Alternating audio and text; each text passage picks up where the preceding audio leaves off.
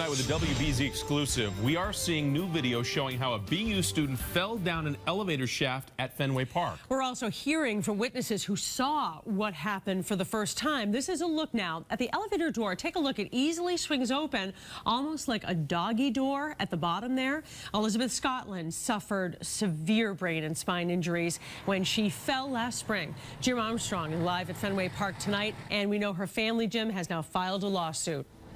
Well, Paula, that family lawsuit really makes it sound like the victim in this case was doing absolutely nothing wrong when this accident happened and tragedy struck. But at least one eyewitness who was on the fourth floor at the time tells investigators a very different story.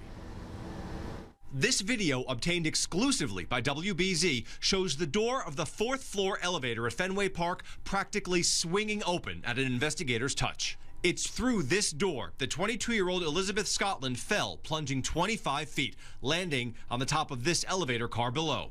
In state reports reviewed by WBZ, it seems clear this door was in working order that day in May, and what caused it to open like this is what's at issue.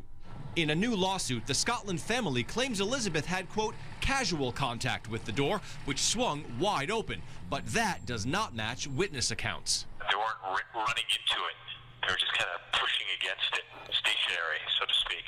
WBZ has also obtained exclusive recordings of interviews done with those closest to this investigation, including an eyewitness who says the victim's contact with the door was anything but casual. What we saw before that were like people pushed up against it, almost like goofing around playing.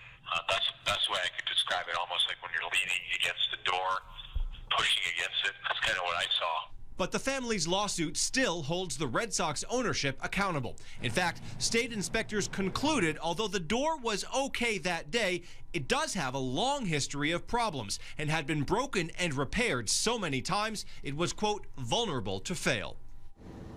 The official state report concluded that Scotland apparently jumped on her father's back to give him a hug, and when she jumped off, she may have done so with enough force to fall backwards, hitting up against an already weakened elevator door, causing it to open. That's the conclusion the state reached. The case now heads to Superior Court as Ms. Scotland continues her long rehabilitation.